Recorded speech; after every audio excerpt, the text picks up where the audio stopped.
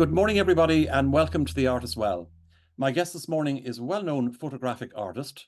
She studied fine art in the Limerick School of Art, graduating with first-class honours and a master's in fine art. She was the first person from that college to specialise in photographic art.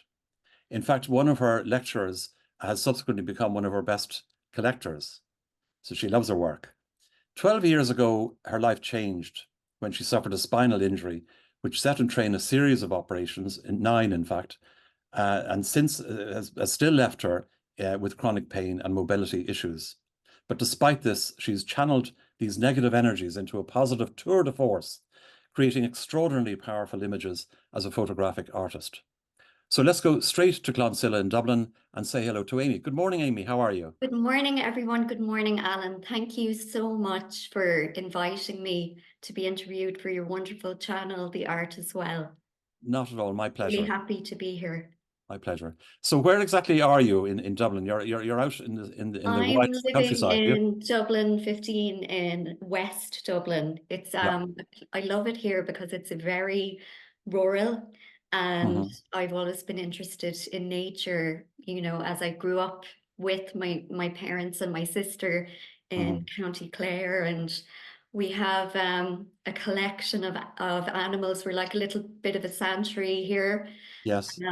I live with my husband Alan, and we have a rescue cat called Pushkin, who's Mm-hmm. 8 now. Animals keep turning up at our door. I have a very tame squirrel called Cindy Yes. for the last 16 months. And a robin. And yes, I have a beloved robin called Bob, who's Mm. 7 years of age and was a wonderful inspiration for one of my works, Hope is the Thing with Feathers, which Yeah. I'll speak about later. Sure. Very good. So let's go back to college. All right. Sure, And tell me why you ended up being a photographic artist. absolutely. Um, as a child, I was always drawing. I Mm-hmm. just, I knew I wanted to be an artist. It was always drawing, and also I did a lot of performance in school as well. I was really interested in acting, and I was always awake, up reading at night when I should have been asleep on a school night. But Yes. um, when I went to art college, I wasn't quite sure what I wanted to specialize in, Mm. but I loved drawing. I continuously was drawing, but in the end, I decided to apply for painting, Mm. and I got it. Yes. And I suppose I was finding my way. And when I was in the start of my diploma year, I was aged 20. I was making a series of paintings.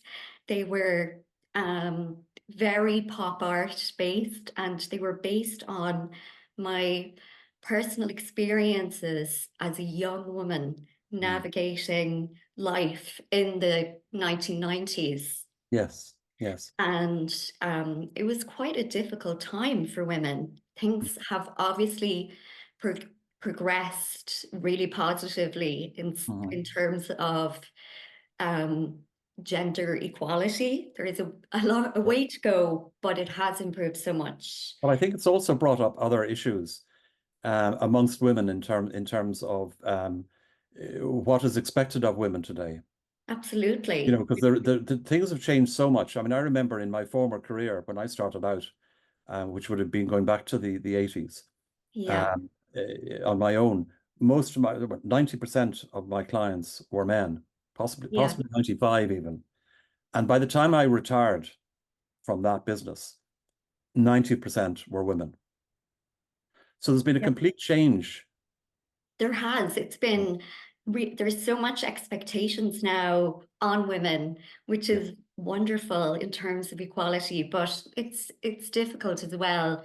And I can see that from, I have one sister who's 4 years older than me, Mhm. and I'm incredibly proud of her because she is the epitome of the modern woman.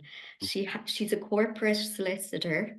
Right. She works for a company based in Ireland, but she actually travels extensively, internationally for the company. Hmm. She's Hmm. also married to a wonderful husband, and she has three fantastic children. Yes. And I don't know how she does it all, but she does, and Yeah. Yeah. she's incredible. Okay. Well, I know some of this, well, a lot of the work that we're going to be seeing later on will bring up these particular issues and put them into perspective. And Absolutely. they're fascinating. So I'm really looking forward to get to that. Right, But right. before we do, Amy, Mhm. let's talk about what happened once you left college and then in the lead up to this unfortunate accident in Yes. 2012.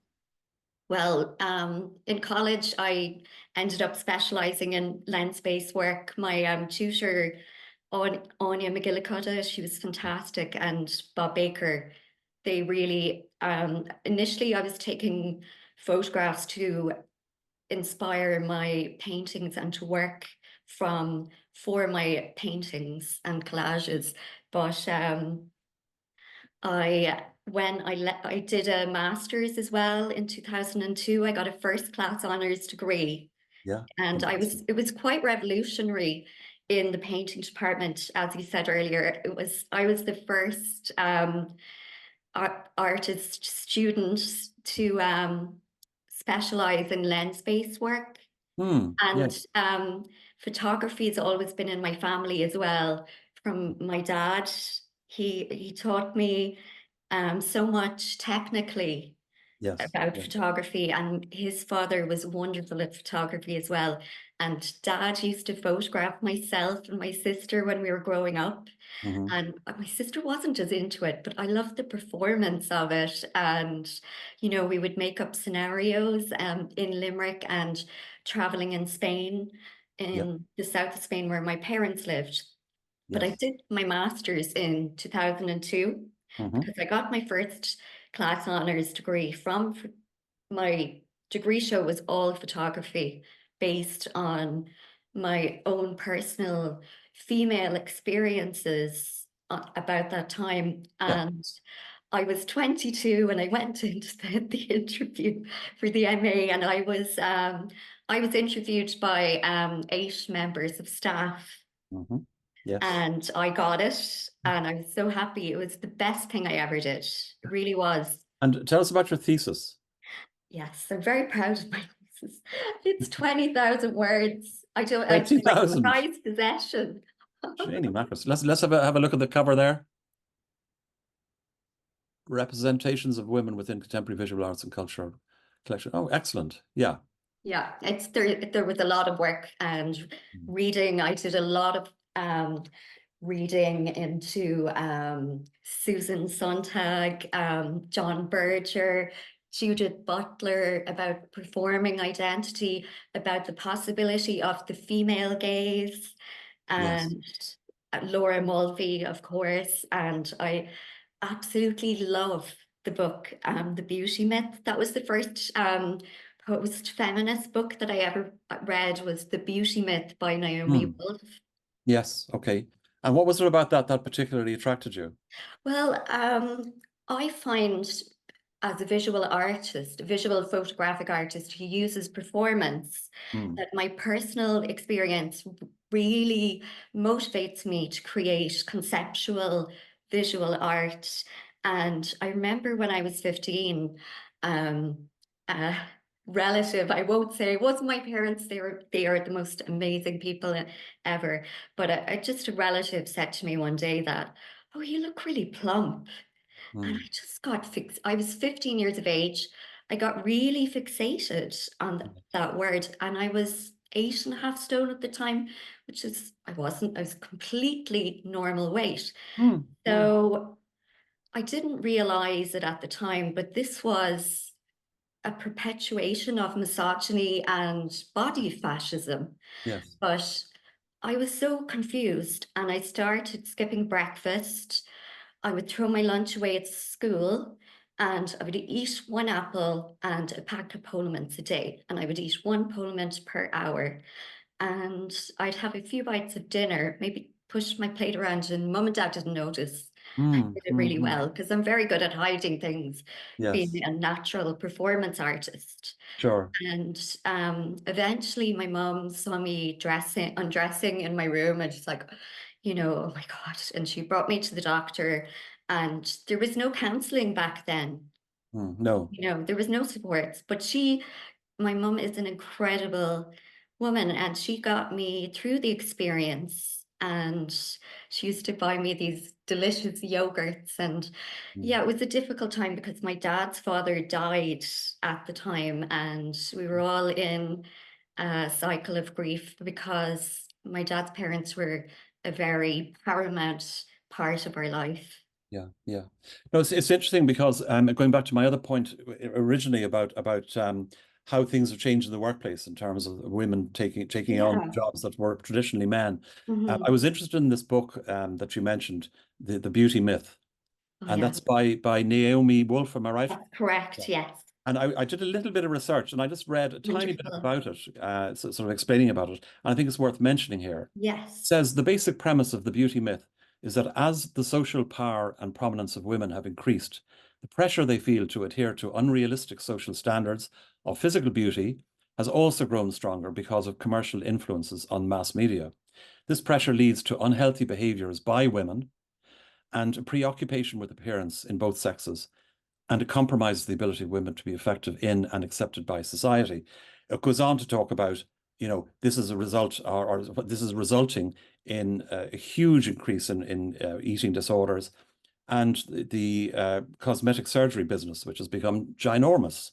Yes, that's so So, so, interesting. so what I find interesting about that is that you'd imagine if women are more powerful, they're more accepting of who they are, there's Mhm. still this dichotomy. Absolutely, So Alan. where is that coming from, do you think? Well, I I honestly feel, I think things have progressed in a really positive way in terms of equality, but I do think it is unfortunately a perpetuation of misogyny that is pushed upon women, this pressure and external forces from the mass media. But I do think it ultimately comes from misogyny. And what I've observed personally in the last number of years, that we are more accepting of body size. That's now okay. And, all sizes are beautiful, which it should be. Sure. Yeah. Everyone has their own inner and outer beauty in their own unique, authentic way. Mm. But I've noticed that body shaming has progressed to face shaming. That's the new um, shaming of women and men as Yes. well. You can't age, you can't look a day over 35. And I Mm. think that's, given to the rise of cosmetic surgeries, injectables, cosmetic procedures, there's this expectation, Yeah. if you don't get it done, oh, she looks too old. The celebrities are, if Yes. the royal family, anyone really, are people in positions of power, government, women, men. Yeah. Yeah. Very, very interesting. Okay, Yeah. let's move away from that for a moment and Yes, talk we about could this on. talk about this all I day. know we could. But let's talk about that unfortunate time in 2012 when you had the Yeah. spinal injury. How did it Um, come about exactly? Because I thought it was a car accident, but no, it wasn't. No, actually, it was I retrained as I was working as an artist Hmm. and doing extremely well professionally. But as the Celtic tiger was becoming unraveling and getting more unstable, and I was living at home as well with my parents because I get on so great with them. We have so much fun, and um I retrained in Montessori teaching Hmm. because I wanted to find a career that would support my art and I could be financially independent. Hmm. So I moved Yes. to Dublin in 2007 and I worked in a school in Kilbarrack for Hmm. a year. And then the opportunity came for a permanent job with a pension, working as a Montessori teacher with children with special needs in early intervention. And yeah, unfortunately, I did take the job and did enjoy it, but it was very demanding, physically, Typically. mentally. Yes. And in 2012, I'd met my husband in Dublin in Yes. 2009, which is amazing, Alan. Mhm. And 2012, I was lifting a child from a special needs buggy into a small circular swing. And we had to lift the children on our own. We had no hoists, we had no lifting equipment. And I'm a small girl, I'm 5'1", about Yeah. 55 kilos, and the child was quite tall. She couldn't walk, and she was 20 kilos. So I lifted her from the swing right to left into the lower swing, and she threw herself back suddenly, and she actually broke a disc in my lower spine, Mhm. and the corrosive liquid of my disc actually caused bilateral nerve damage. It burnt my left and my right L5S1 in my lower spine. And yes, God, it hurt so much. And I've been in pain every day since then. But I didn't realize how bad it was at the time. I Mhm. was like, it's going to go away. I can't Yeah. miss work because Yes. everything I do, I want to do to my best, and Mhm. that's just the person I am. I've always been that way. Yeah. And So, so as a result of this, and nine operations yeah, 9 later, spinal and one to surgery. go in a week and a half. Yeah, I can't believe Um, it. I Can't believe know, it. I know. But despite that, Yeah, uh, in 2020, you kind of rekindled I your did. in art, and you. After many difficult years, Yeah. and it's been a massive adjustment to come to terms with the level of pain and suffering and being in continuous pain. It never goes away. You're always having surgeries and procedures, and you take loads of medication, and it's pain management essentially. Yeah. There Yeah. is no cure. And when I came to that acceptance, I realized that art is my medicine, it's my strength, it's my everything. I Yeah. want to go back to it. It's my passion. Like everyone listening in today, it means so much to me, and I'm so happy and content in my Yeah, life but now and creating. what's lovely about you, Amy, is the fact that most people you'd imagine, if they had this extreme pain and went through what you've been through, that it would manifest itself in a very dark expression of their feelings, whereas you're the absolute opposite. It's Like very joyous. It's very sort of, it's the dramatic art. and It's wonderful. the art. It's like that's the person I always was prior to the accident. And I have to admit to you, Alan, I did have some really dark years. I Sure. was very depressed. Yeah. My plans, I lost friends Mm. because my chronic pain, not artist friends. Yeah. Artist friends are the best. Yeah. My chronic pain was very inconvenient for them and their life socially. My husband and we couldn't have children. We couldn't adopt children. So I couldn't work. I didn't get out of bed for years. Wow. And Yeah. I read books on Frida Kahlo, who everyone knows she's my icon.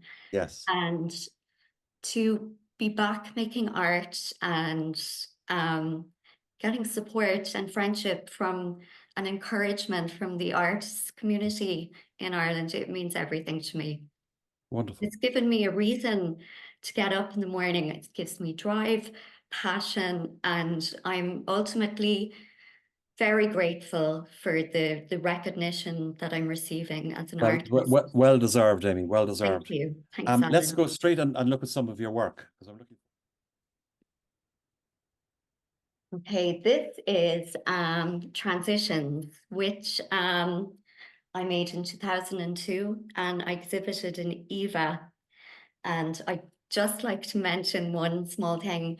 I really owe my success as an artist to Patrick T. Murphy, the director of the RHA, because he saw this work in the Eva Limerick exhibition which is a group show in the Limerick City Gallery of Art. And he invited me to exhibit my work in the RHA Futures Gallery in Dublin. Yes. And he was so supportive. But tell us about this now. This is obviously a homage to Manet It is. with a It's bit of very. It's role like reversal. it is a direct inversion of gender roles. Yes. And you know, these girls are two of my very close friends. They actually live abroad now, and I really miss them. Mhm. And Liam Greer was my male muse. He agreed. He was such a good friend. He was the only friend in college who would go naked And for he's my a photography. designer, isn't he? He's a really talented fashion designer. Fashion, He's from yes. Ranelagh and Donegal and has a shop. And we were fantastic friends. So it was exhibited in 2002 in the Limerick City Gallery of Art for the EVA International Exhibition, which I applied for. And this was in my parents' family home in County Clare. And I have to say, we had the best time doing this photo shoot. It was so fun. And I'm very lucky to have such encouraging, supportive parents who are so liberal as well, because Yes. Liam would be naked in our house in the garden. And At they're least like, it was a fella, not you girls. yeah, it was a direct inversion of the famous painting Manet Déjeuner sur l'herbe. Yeah. And it was exploring the power of the female gaze and the male roles. Liam and my friend in the back, Bennett, who's gardening, it's directly inverted gender roles. And yeah, I actually really love this work. There's a And am I right in saying that your lecturer owns this work? You are correct. A Yeah. wonderful friend to me and a collector of my work is Pat McKenna. She was my art history lecturer. She was originally from Limerick as well, and she lives in Dublin. And I've been out to her house, and she actually lent this photograph to Images Are All We Have, a huge, incredible exhibition in 2022. And that was created by the fantastic Angel Luis Gonzalez. And I just hope I pronounce the names correct. Julia Jelizova as well. And they are wonderful creators of Photo Ireland. Yes. It was this huge, amazing group exhibition, very ambitious. It was like going to an exhibition in New York or London. And they've done incredible work for photography and bringing photographic artists abroad, internationally, Yeah. and through the library project. Okay. And it So, also appeared on BBC, did Private it? Life of a Masterpiece. Yes. Really? Yeah. Fantastic. Fantastic. Yeah. So now, Amy, we've got quite a few of these to go through. So we'll Sure. keep We'll it brief speed it up. as and when we can. Yeah, this is from my recent exhibition online with Kevin Kavanagh Gallery Dublin. Kevin very generously gave me this opportunity in 2021. This is called the spoon theory. It's very powerful. I'm directly engaging with my audience with a very empowered female gaze. And I'm almost warrior-like with a crown of spoons instead of thorns, perhaps. And basically, in the illness and chronic pain community, I'm not sure if anyone is aware of the spoon theory, but it was created by Christina Mascacino. She's a chronic severe lupus sufferer, and she created the concept of the spoon theory, that each spoon presents a unit of energy. And this was, I don't know if I mentioned, but the title of the exhibition was Intimations of Immortality. And it was very much asking deep existential questions about my experience, about my accident, confronting death, spirituality. I don't identify as Catholic or believe in hierarchical religion, but however, I am spiritual. Sure. Yes. Okay. All right. I love this one. This Yes. was exhibited in 2002 in the RHA in the Eurojets Futures exhibition. Mhm. And this was in my parents' house, which I used as a photographic studio. And essentially, I dressed all the girls in the same dress and the same red colored shoes. And, they're very proud of their femininity, their unity, and they're directly challenging the audience as well with their direct female gaze and confidence. And they're Mm. very aware of their sexuality as well. Would I be right, Amy, to say that women, when they're together, behave in a completely different manner than when the likes of me 100%. arrive in the door? Yeah, there was at that time in the early 2000s, and the late 90s, there was the rise of girl power, Mhm. girl gangs. Yes. And I just found this exceptionally interesting. And I did a lot of research around this time. I'd bring my camera on a night out with the girls, and I would be the female voyeur, and I'd have my video camera and I'd be filming and photographing everything. And everyone just got used to me Yes. photographing them, and I would get great images. And yeah, this is a friend of mine. Oh, I always want to be like her. She's so effortlessly cool, empowered, beautiful. Her body is almost sculptural. I was invited in 2006 by the RHA gallery in Dublin to submit a piece, and I submitted this work. It was quite big in scale. It was entitled Sunday Morning, Mhm. and it really is the aftermath of, it leaves the viewer's imagination what happened the night before, the girls' party, up all night, things Yes. that people do in their 20s. And so, oh yeah, I just want to say that the Mhm. owner of the Four Seasons actually bought this photograph. He bought all three copies of it. So he'd be the sole owner of this image Really? and this Yeah. work, which is pretty tremendous. I love these ones. Now, tell us Thank about you. these.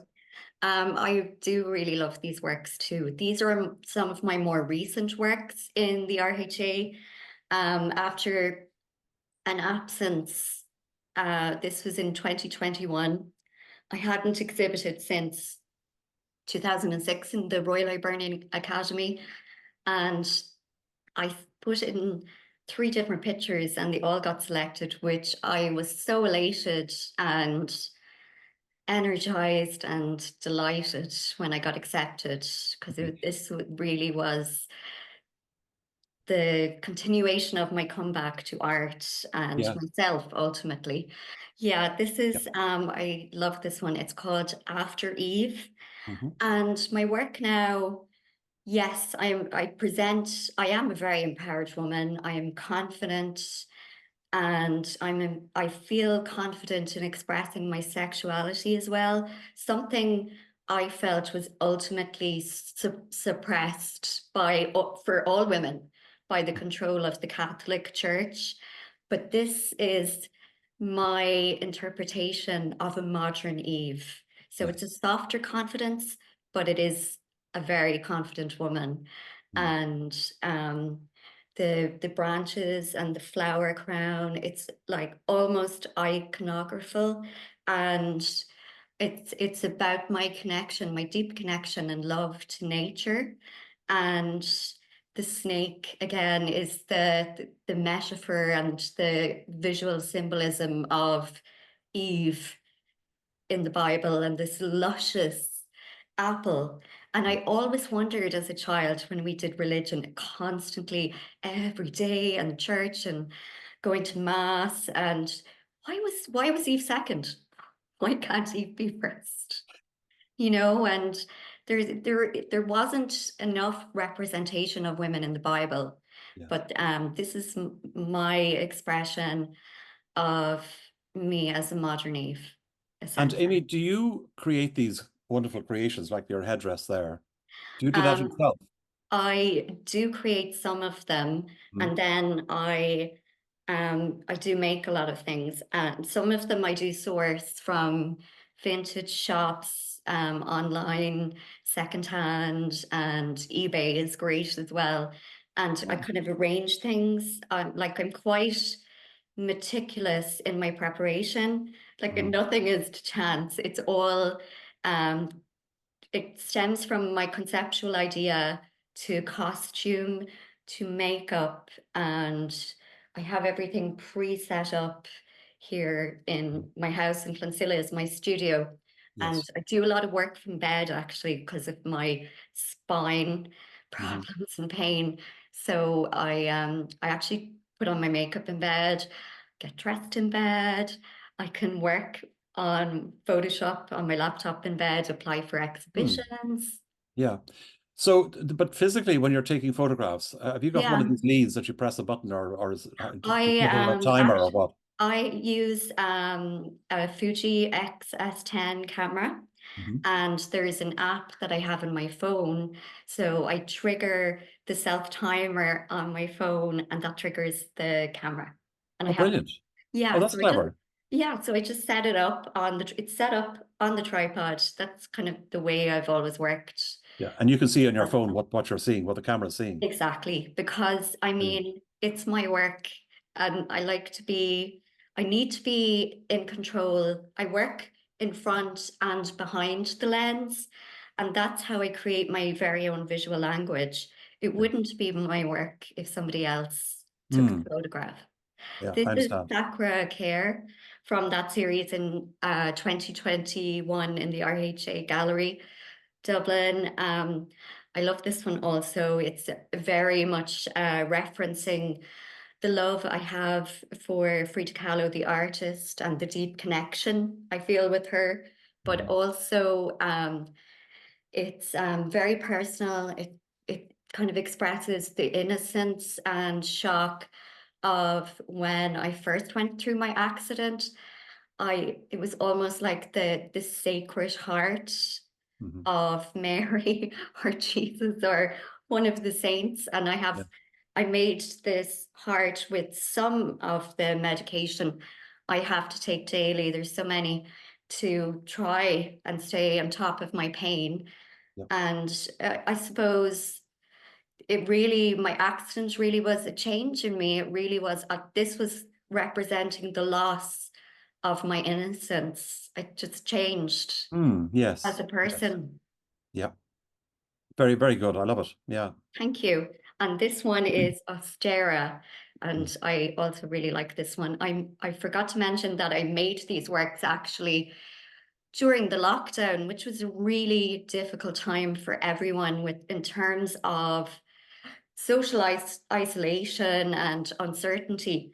However, I suppose because I was used to being isolated and I don't get out of my house as much as I would like even now. So it was a really productive time for me, the Yes. lockdown, and I really focused on my work. Yeah. And I think quite a few artists actually did yeah, it was produce great. a good body of work. And this one Very is good. a bustier, and it's my body with it's kind of a sculptural image, and it's the handbag is a metaphor for the bustier. Yes. Well, Okay. I love this one. This one is called Hope is a Thing with Feathers, which was exhibited in the RHA annual exhibition in 2022. Mhm. And it's very much influenced by Emily Dickinson, the poet, the revolutionary.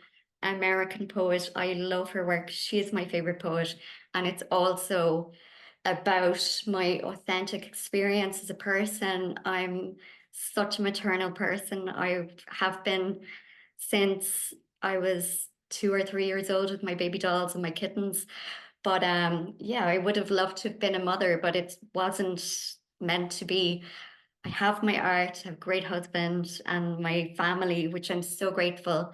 And I really love nurturing all my animals and birds. And Yes, that's yes. given me happiness and hope. This one was called Fragments. And I exhibited this in the group show, um, Your Jet's anthology, curated by Patrick T. Murphy. And it was really big piece. It was just huge. Mm. It was 5 feet by 3.5 feet approximately.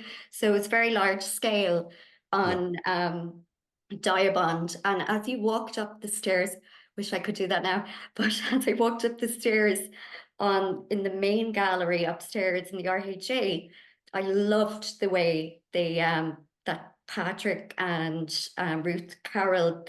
the curator as well, working on the exhibition, push the image. You walked up and you were immediately confronted by the stair. Yes. And when I made this work, I was nearly 28. I was beautiful, young, and healthy. Yeah. Yeah. And it's really a juxtaposition. I am looking out naked, but and looking out at my audience. And then in the background, there is this softer female sensuality, still looking, but a different mood, a different vibe, a different expression. And it Mm. was very much about, at the time, I just, again, referencing women and what's going on. Reality TV had just started, and Yes. page three girls were rampant. And I just hated that idea. And I wanted to make something about this, a statement. And also, it's a reference to Picasso, who I wrote a diploma project about. And I loved his work. Obviously, not so much the misogynistic treatment of all the women Indeed. he Yes, there was that. Yeah. went through, but yeah, it's like, Yeah. and that's why I called it Fragment. It's to Okay. reference that fragmentation. Sure. Okay. And so, yeah, this work is deeply personal. I'm really proud of this work. It's entitled Fractured, and I exhibited this in the RHA annual exhibition last year in Dublin, 2023. And it's very much, it's almost like a religious icon. And I find it very hard to move. And I'm standing really still.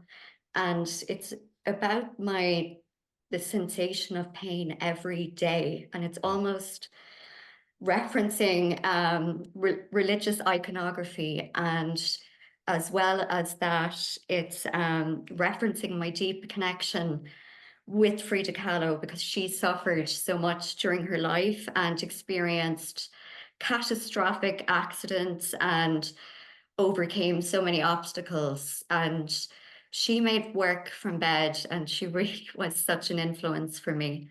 Okay. And I just loved the gaze and of my direct stare with the audience, and my face as well. You know, it articulates a sadness, but there's also an aesthetic visual beauty Yeah. about it as well. Yes. Very good. Well put. Thank you. And this is Eye Candy. I Yes. really enjoyed making this one. It was great. This was, I was represented for years by the Kevin Kavanagh Gallery in Dublin. Hmm. And this is my second show I had with him. And this Yeah. was entitled Eye Candy. I got a pink board and I had great fun sticking all the sweets, you know, in very, not random, but very organized Mm. places. And yes, again, there's a softer, almost Botticelli stance, and my face is quite soft and in terms of expression. Yes. And it's very much a reference to, at the time, it was the Celtic Tiger. This was a really big work also, I should say. It was about femininity and owning femininity and loving being a woman Yeah. and the positive experience, and also symbolic of excess and consumerism and sweetness. But it's, instead of sweetness for the taste, it was supposed to be candy for the eye. Candy for the eye. Yes. And Lovely. And this is on a similar sort of theme, isn't it? it is indeed. This was incredible.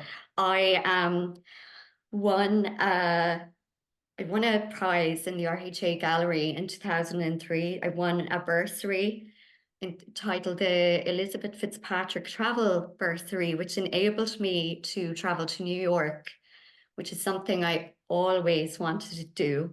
Okay. And this is entitled Dylan's Candy Bar. And it's actually the sweet store that Ralph Lauren's daughter owns. Really? Yeah. And oh my God, it's amazing. I want to go back. It's like Willy Wonka's chocolate factory. And here's me going in, and I packed all the clothes. I had pre-planned everything in advance from the internet and ideas, and I packed Yes. all the dresses and all the accessories and shoes. And I just walk in, and New York is incredible because you can be anonymous, yet people are really fascinated by what you're doing at Mm. the time. And I made this work in 2004. I went to New York, and it was I was trying to make work that was a little bit lighter from the difficult experiences America had experienced, Hmm. with 2001. Yes. And Yes.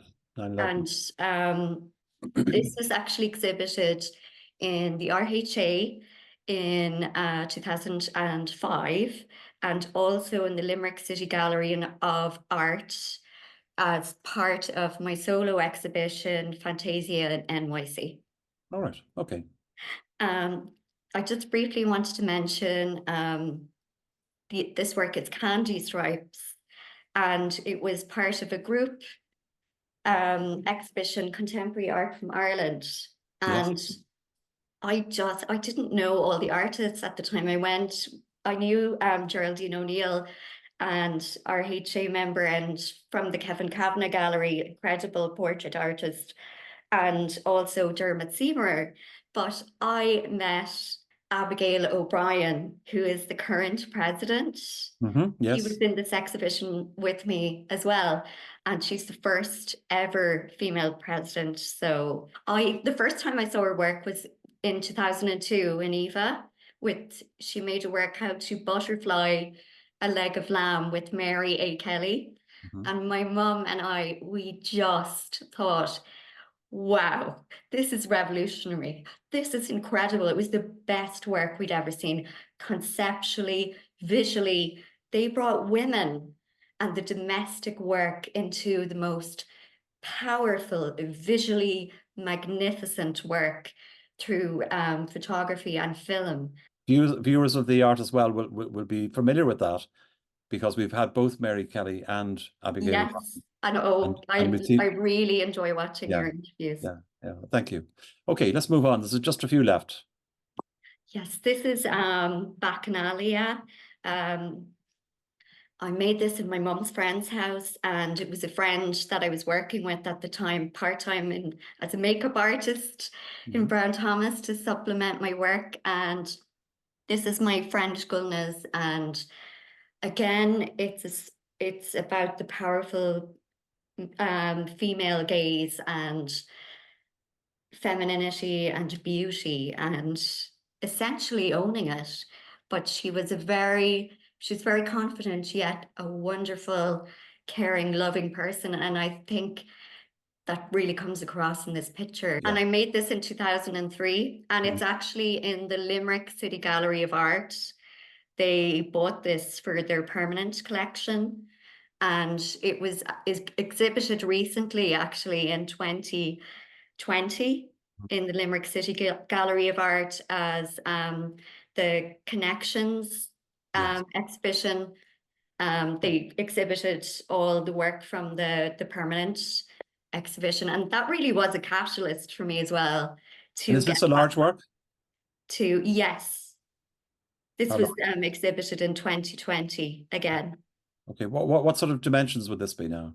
The dimensions, it was quite big. It was approximately, I'd say, 3 by 2 foot. So Yeah. a big work, a gloss lambda chrome digital print on lambda chrome. So quite a big print. And I had fun buying all the fruit, and it's like a Roman bacchanalia scene and Yes, isn't it? Yeah. beauty, and it like a still life, because my work really references the historical traditions of painting. That is because I came from a painting background. I really want to reference this in my work because it's extremely important to me as an artist. All right.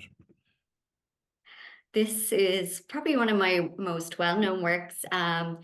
This is entitled Self-Portrait on Carousel, which I made in 2003 in Marbella, Spain, where my grandparents retired to in the 80s. And it's very much symbolic of the equestrian war paintings that you would see. Mm. And I have a very haughty, empowered stance, Yes. but it's also reflects beauty and different metaphors, like the youth going round and round like a carousel, but Mhm. as you know, it doesn't last. But yeah, it was just Okay. very personal. Yes. This is Lorna with Shoes. It's about the idea that women fetishize objects as well as men, and the collection of shoes.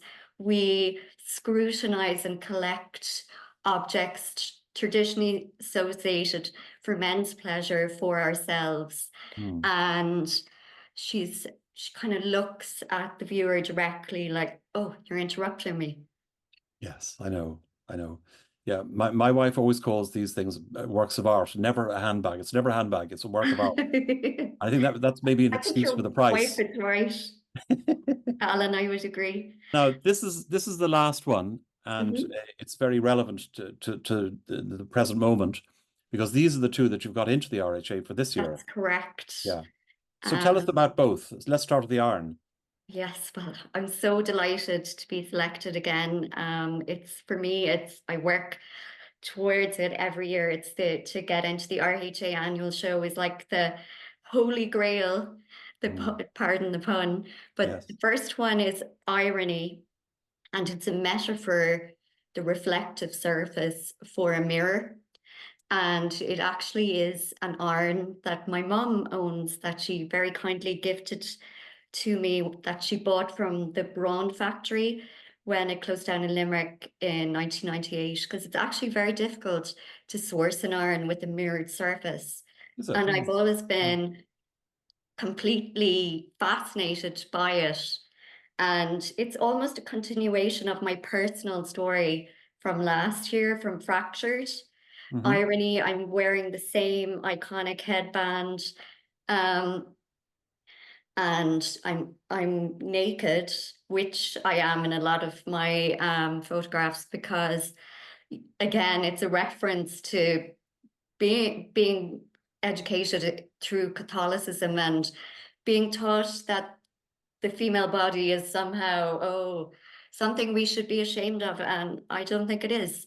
Mm. I'm quite happy with my body, apart from my back scars, of course. But so it's a very empowered pose, and I'm looking directly at the audience. And as well, there's humor in my work. It's not all Yes. serious No, because no, absolutely. Yeah, it's I called agree. irony, and it Mm. also references the female domestic experience. Okay. And male, men as Indeed. well. Everyone has to earn, but Yeah. Well, an yeah, I awful lot really to do like nowadays, I'll have you know. it. Anyway, tell us about the other. This one is entitled Creativity is Courage, and it has a very personal significance, but it's also a universal message as well. Um, it's really about my journey back to making art again. And it took courage, it took strength, it took years of thinking how I could do it with my disability and continuous pain. But it's brought me joy, happiness, catharsis. It's turned my pain into empowerment Hmm. to be able to express myself through performance. Yes. And this is my camera, and this is my vehicle.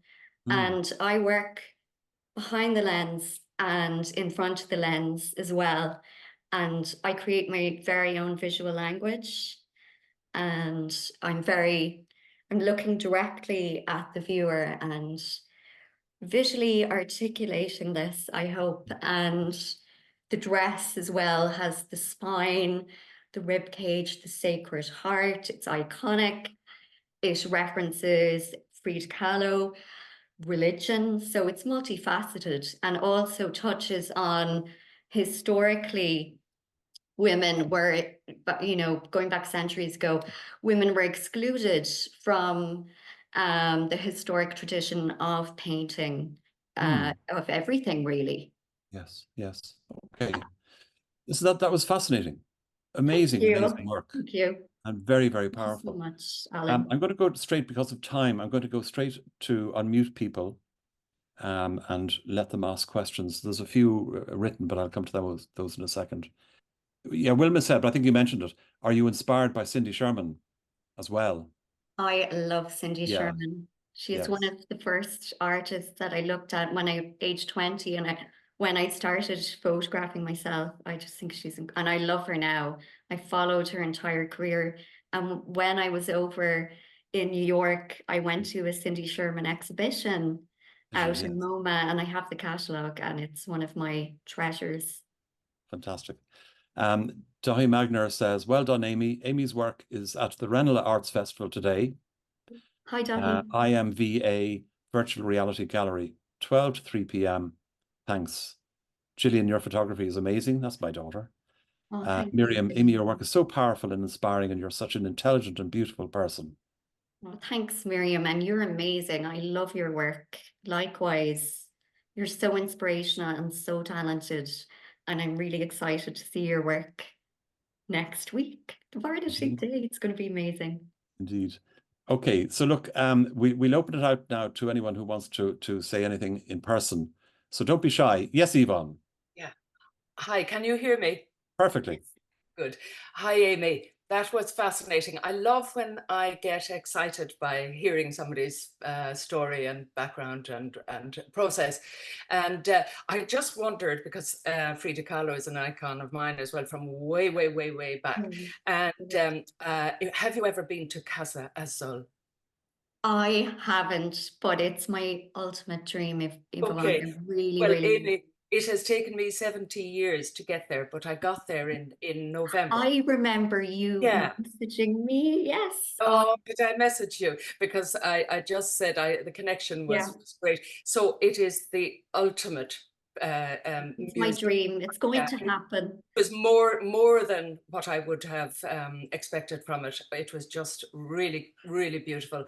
And I saw her little bed that she was in her mother's time or whatever, that she did so much artwork, and she had the mirror on the little four-poster bed on the little ceiling and everything. It was really inspirational.